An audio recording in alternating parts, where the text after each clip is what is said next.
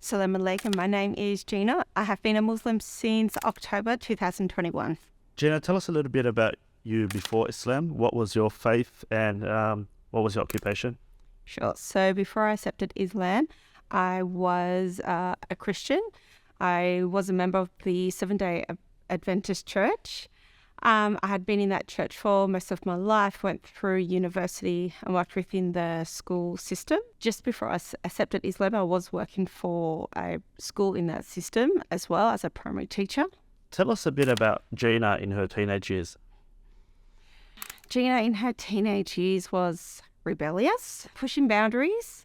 To be honest, I grew up on the entrance on the Central Coast, so you'd find me at the beach most weekends, probably find me at the skate park with friends, hooning through Terrigal, doing the typical teenager thing. I didn't really have a faith background to really cement my morals or values in, so I think perhaps I was acting out just trying to find something to fill that void, whatever I was feeling, but I had a great family and great friend support.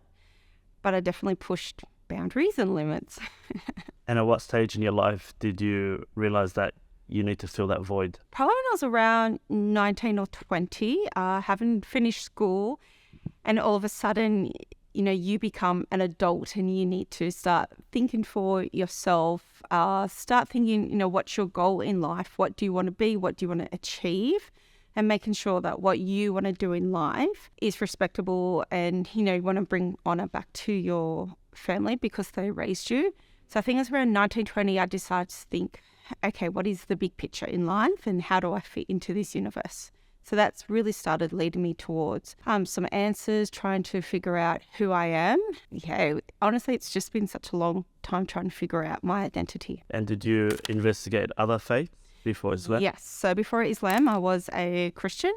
I really cemented myself in that church. I tried my best to, be a good Christian, attended services regularly. I really immersed myself in that church system for many years. Actually, from when I was 16 or 17 years of age, just before I accepted Islam. That did help answer some of the questions I have and did help me with my identity, but it just led to further questions. And the more questions you have, the more you investigate it, you just start to see little chasms that that's not really fulfilling what it is I'm searching for. And when were you first introduced to Islam? Back in 2013 with my Christian university. I actually went to the Middle East and I toured parts of the Middle East and I got to see the culture there, meet some of the people. I got introduced to mosques and I was just these buildings are stunning. So I started asking questions what are these buildings for? Is mosque church in Arabic? I honestly had no idea.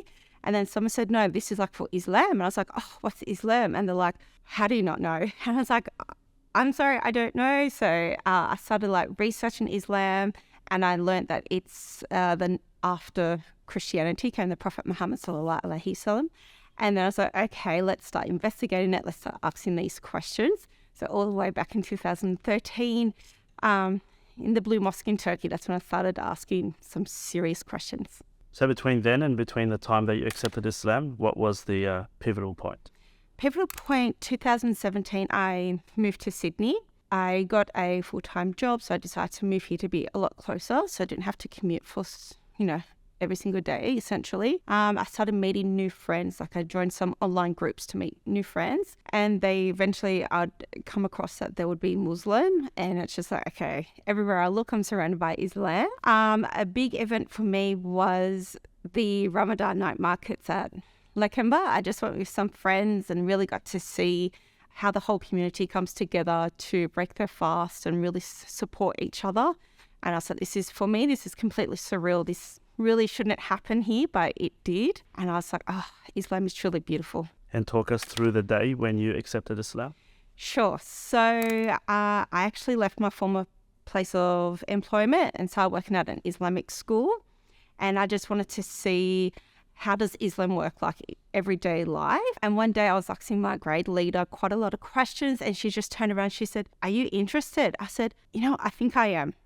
I truly think I'm very interested. And she's like, would you like to take your Shahada? I was oh, okay, like, do I need to go somewhere? Do I need to fill out a forms? And she's like, no, we can say it right here. So one day after school, I went into my grade leader's classroom and I said my Shahada. And since then, it's just been amazing. Did you get the support from family and friends around it? Yes. So my family has been so supportive the whole time. They, of course, asked questions because it was quite new to them, and I tried to answer as best as I could. I had my work colleagues say they're happy to speak with my family as well if they had any questions. My friends have been very supportive. There are, of course, some friends that have stopped being so friendly towards me.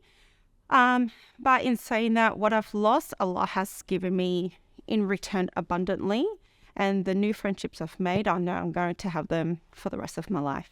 What's your favorite verse in the Quran? My favorite verse in the Quran, it speaks about Allah's mercy. So as long as you're truly apologetic, He's going to give you so much mercy, so much for repentance. As long as you're willing to repent, He's going to forgive you. And to me, I feel like that encompasses everything that Islam is. Like, truly everything's there. We have such a forgiving creator. We just need to seek that forgiveness. And if you had one message to any non-Muslims out there that might be considering Islam? I encourage them to look into it. Like, we live in this wonderful age where we can go on so many social medias, we can reach out to wonderful organizations, and we have this access to knowledge. And it's like, why not? If you have a question, go there, go get the answer. You never know what you're going to miss out on, and you need to have this pure connection with your creator. You mentioned that there was questions in the past that you couldn't get answers for. Have you got all the answers now? I believe I do. The more I'm becoming more, I'm now at this stage where I'm trying to find out more about my religion for myself, and I do have questions, but everyone's easily able to redirect me to a hadith or to the Quran, and I have these answers straight away. Like, I don't have to read in between the lines. They're there written factually. Tell us about the first day you decided to put on the hijab. Actually, I can remember very well. It was February 15. I just woke up one day and I'm like, I think I'm going to wear my hijab outside to go shopping. I did it. No one looked at me. No one treated me differently. So then I decided to do it the next day. I think the biggest step for me was deciding to wear the hijab around my family. I drove it to my family's house. They saw me with it. They didn't say a single thing about it. They never said, what is that on your head? Why are you wearing it? They just said, okay, like, what do you want for dinner? Like, it was, for me, my family has just been so supportive and they love it. Has anybody around you accepted Islam since? I have a few friends that are interested in it, and I'm actually so excited for them, and I just can't wait for them to say their Shahada. I have met some friends through some new Muslim groups, and I've been able to witness them saying their Shahada, and it's truly so beautiful to see, like, just to know that that person is now a Muslim. It's just so beautiful. And if you had one dua to ask from Allah subhanahu wa ta'ala, what would it be? I think it's just to encourage everyone to really think for themselves, have a look into Islam, research it, and just see how beautiful it truly is, and in their own time, when they're ready, to embrace it. Was there ever a hard moment? Was there ever a moment where you were by yourself? I think, in all honesty, it was me more worrying how others would accept me. And once I decided to change that narrative, everything did become a lot easier. I stopped worrying about others, how others would perceive me. It was more of, I need to be who I am, who I know I am. And once I made that decision, I feel the hardships, whatever they were, even if they were trivial, just ceased to exist. What's the hardest part about being a Muslim? I don't know. For me personally, I don't think there is a hard thing about being a Muslim.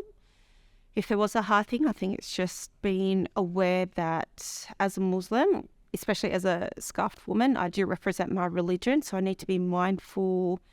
I don't get quick to anger. I try not to have road rage. So I think if there was a hardship for being a Muslim, that would be it. But in all honesty, in the big scheme of things, that's not a hard thing to bear.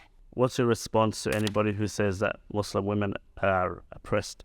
I ask them and I'm like, how am I oppressed? Please tell me. because as a Muslim woman, I feel I have so much more freedom.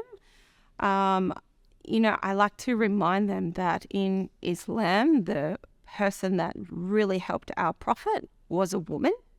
The person who first came up with university was a woman. And in Islam, women, we are so safeguarded. If we were to be disrespected, that's actually a really big issue. So am I oppressed? No, absolutely not. Do you regret what you did? Becoming a Muslim? No, never.